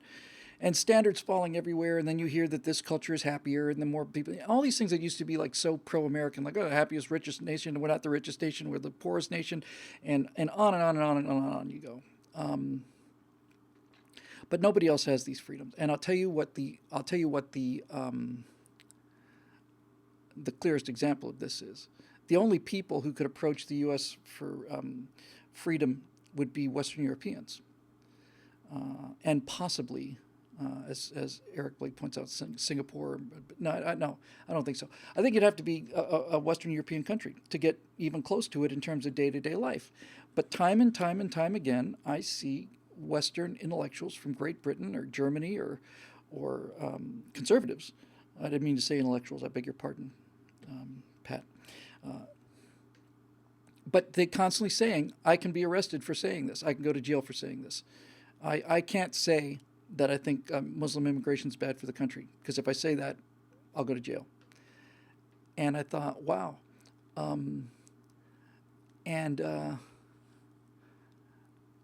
just, you just take it for granted. It's like,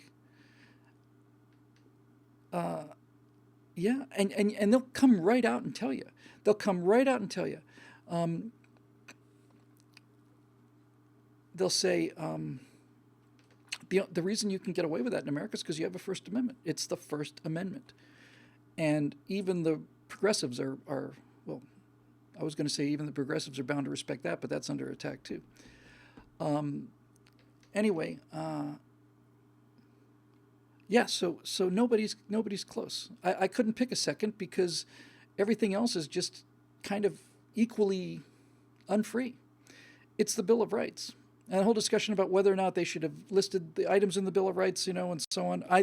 I've heard the argument that they should not have listed the Bill of Rights. The people who were against the Bill of Rights at the time said if you list the things that we're not allowed to, that the government's not allowed to do, they'll assume that everything else they can do.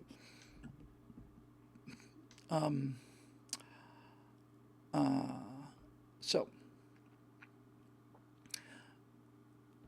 I was having a discussion with my beautiful wife just 2 nights ago, these 2 nights ago, and we were talking about, what was it? I know what we were talking about. I'm trying to remember what it was in. We watched The Irishman on Netflix, and there's lots and lots of cases in The Irishman where these obvious gangsters are out on trial or in various inquiries or congressional investigations or whatever, and we got to the whole thing about I respectfully invoke my Fifth Amendment privilege. And I had to explain to Natasha what that was. I said, you're not, in America, you can't be forced to testify against yourself. And she looked at this, she looked at these gangsters just obviously guilty.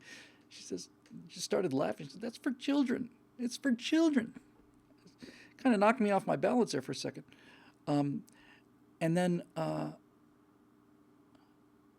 I had to explain to her, it's like, and this is not something I've really fully thought about before. Obviously, when you hear Nancy Pelosi or Hillary Clinton say, I don't recall, you ask 100 questions and 93 of them are I don't recall. In the Irishman, there's a scene where they're questioning a mobster, and he keeps saying, take the fifth, on the advice of my attorney, and finally the prosecutor holds up this black pen. He says, Mr. Martinelli, what color is this pen? And the guy says, on advice of my attorney, I respectfully, and so the guy just throws up his hands and walks away. And Natasha said that's just an obvious indication that you're guilty. The fact that you're standing on this like legal principle is an indication that you're guilty. You might as well just say I'm guilty. And I thought about this for a while, and then I realized no, it's actually much more important than that, much deeper than that. Because you cannot incriminate yourself, you have put a barrier between yourself and the state. Rather, I should say, the Constitution is written so that the natural barrier between you and the state remains there and is not removed by the government. I said, you can't beat a confession out of people, you can't force a confession out of people, and yes, you end up with situations like this that are just laughable, when clearly the person knows what he's doing. Clearly they know. The Lois Lerner thing, did you send this email? I don't recall. Did you go looking for it? Yes, we did. Did they find it? I'm not sure. It was not backed up. The computers were all off. I don't recall. Come on, we know you're guilty, but that's not the point. That's not the point. The point is that protection is more important than whatever crime that guy might have committed, including murder. In other words, the protection of the individual in the Fifth Amendment that says that no, you can't coerce me to say something I don't want to say. You can't coerce me to say something that would indicate my guilt, even if I'm red-handed guilty. You can't do it. It's just another bubble. It's another layer of protection around the individual. And the state position in America is summed up by the expression on the face of that Attorney General. What color is this pen? On the advice of my attorney, I respectfully. And the guy just turns around. Okay, great. What he's doing is he's turning around and he's going, okay, so look, we can't get him this way. We have to get him another way. And that means we're going to have to get evidence. And that means we're going to have to corroborate the evidence. And that means we're going to have to convince 12 people that beyond a reasonable doubt, this guy did it. And that is so built into our culture that we don't even think about it. I never really thought about the Fifth Amendment in that way before. I always thought, yeah, it's cool that you don't have to testify against yourself, but I never really thought about why. It's not just so they can't beat it out of you. It's also because, again, it's an imperfect world, and the presumption of innocence is great. If you've ever been accused of something you didn't do, then the presumption of innocence is a lovely thing to have. And when I was writing about Yezhov and all of the Russian Cheka leaders and direct quotes from Trotsky and Lenin, not to mention Stalin and all the rest of them, where they basically say, better to kill 9 innocent people than let a spy go free. I mean, they say this openly. Better to kill 10 innocent people than let a guilty person go free. Wow. Needless to say, in this country, we believe that it's better to let 10 guilty people go free than to have an innocent person put in jail. It's just a different way of looking at things. It's the whole difference between, in fact, you can put it right there. That's the difference between individualists and collectivists, is the presumption of innocence right there. It's like, you're going to let a lot of criminals go that way if you can't prove they did it. That's true. That's absolutely right. And I can think of one of them. And I mentioned it to Natasha, who wasn't here for this goat rodeo, but there's no question that O.J. Simpson was guilty. Once they found blood on his gloves and on his shoes, and blood in the car of the victims, it's over. Of course he's guilty. Of course he is. But he had the presumption of innocence, and the prosecution botched that case so terribly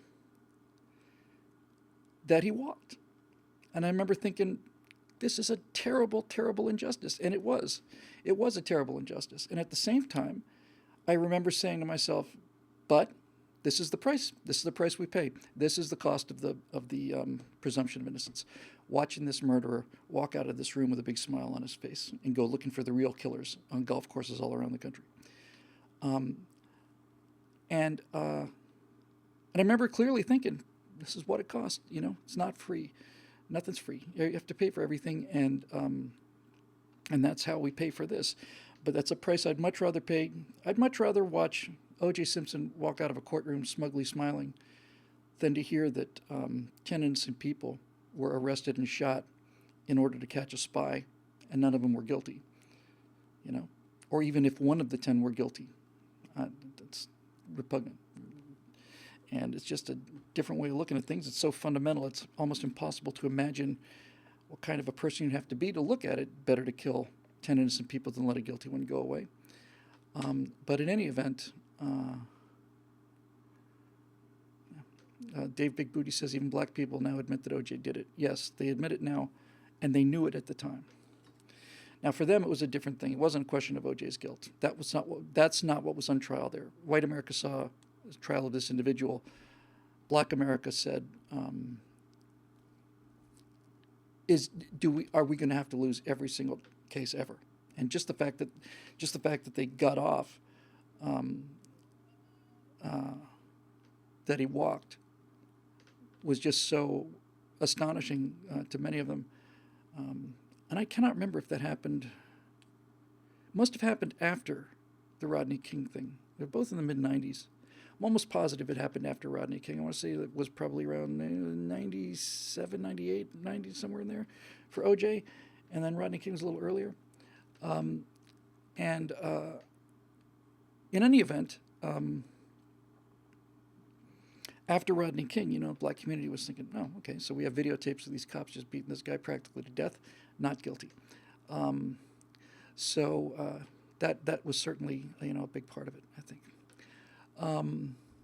I think that's going to do it for this edition of the Stratosphere Lounge. Off to a lurching start, but you never really know. Back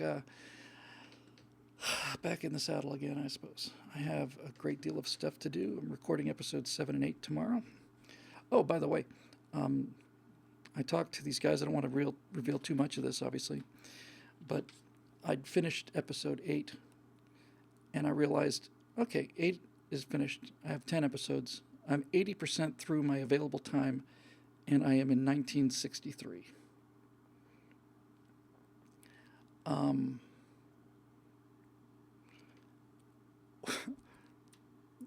Do we want to do 80% of the show between 1948 and 1963 and then cover 1963 to 1991 in half an hour? And the jury's still out on this one. But it's beginning to look like if the numbers are good enough, people listen to the podcast, and I suspect they will, because we did real well with the Apollo thing on the podcast end. I think what we'll end up doing is this will be the Cold War Part 1. The whole thing will be a 20-part episode. It's 43 years of history. And I thought, man, how am I going to get through this? I mean, I'm not going to have anything to write about. I was just cranking out these words. I've put 120,000 words written so far in 8 episodes of the 10 on the Cold War. And since a firewall generally runs about 1,200 episodes, 1,200 words, that's 100 firewalls. So I'd like to get paid for this, and then if I get paid for this, we keep the lights on, and then we'll write some more firewalls. I am going to write a firewall. I know if Scott's watching this, he's already beginning to shake his fist and throw things. No, 100. Did I say 1,200 episodes? It's 1,200. It's 100 firewalls. Sorry. I don't know if it'll be released as a book. I don't own the rights to it, but I would like to think so. I'd like to see the Apollo thing released. But in any event, I will tell you what I am going to write about, and that is I'm going to write about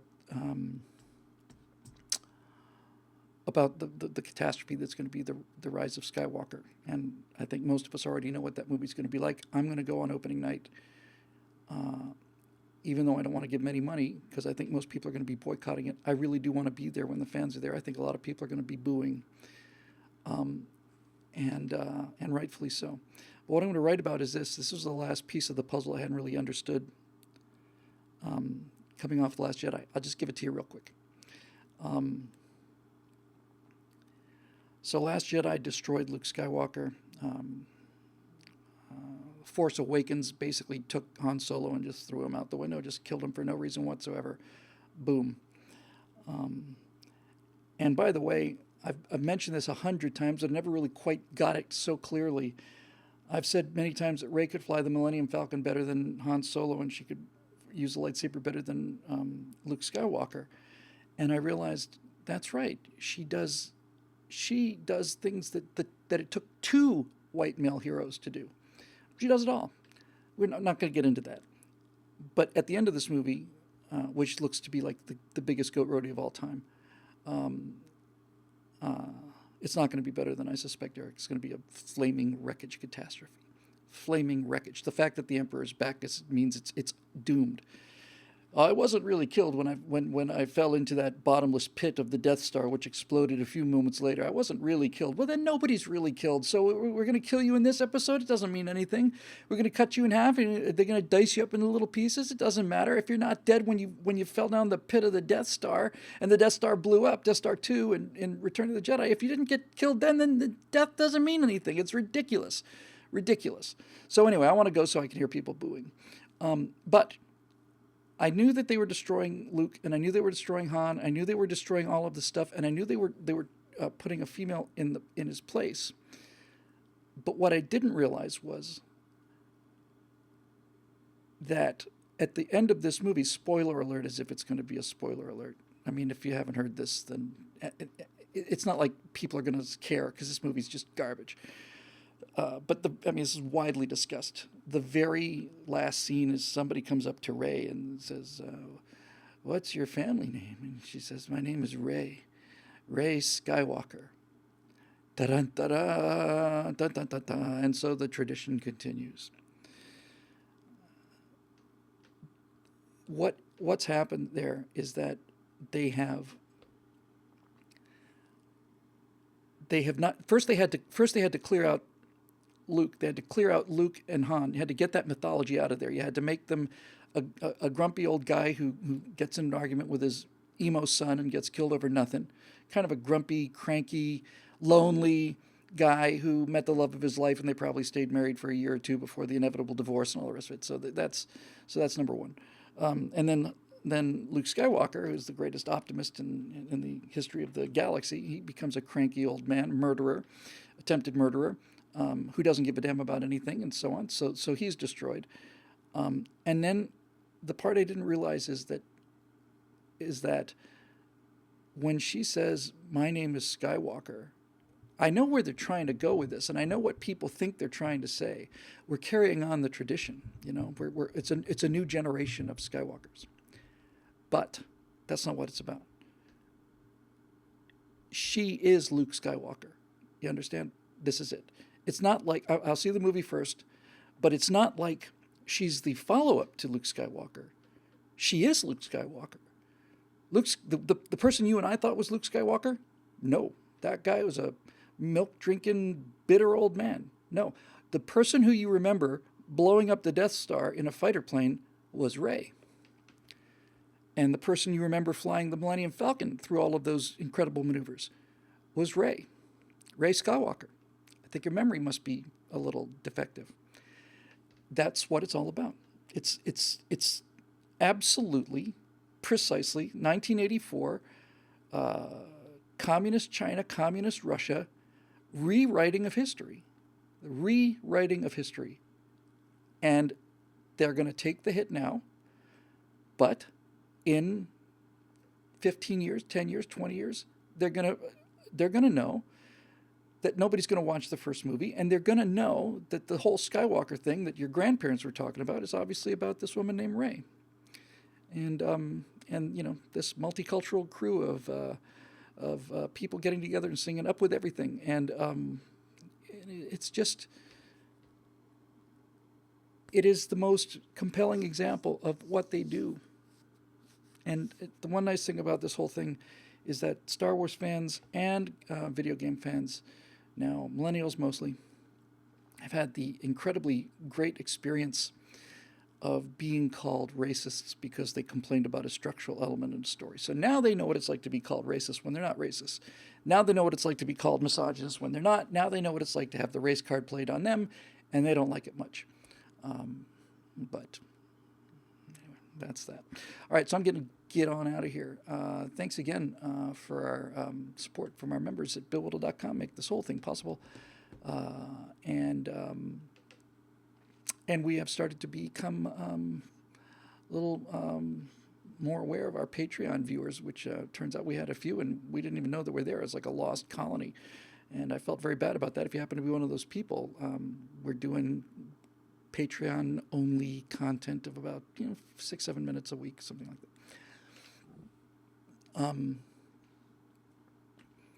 So that is that. And I suspect I will be back next week. And if I'm not, I'll have a damn good excuse for it.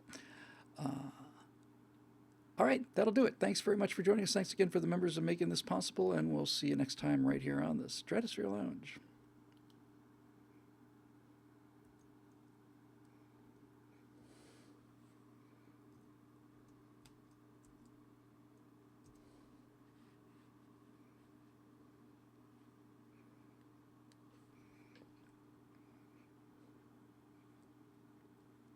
Oh, hey, honey. No, they're still they're still in the chat room. They think I'm going to say something like after it's over. It's like watching a bunch of I don't know. seagulls. When you feed the seagulls and they just kind of sit there with their mouths open, like, it's like no, there's no food for you, you idiots. Yeah, no, they're still there. They're putting the comments up, like, is he saying anything? Yeah, well, I got the thing on mute, and that's the main thing. I got like a remote control mute. I just stare at the screen and look at it funny, and it mutes itself. But no, these, obviously I'd never let this go out to those clowns, losers. Yep, so anyway, I'm heading home, and I should be there shortly. I just have to upload this for the rest of those jackasses on YouTube. They're even worse. At least I don't have to deal with these members again until next week. I never liked those people. Honestly, I never did.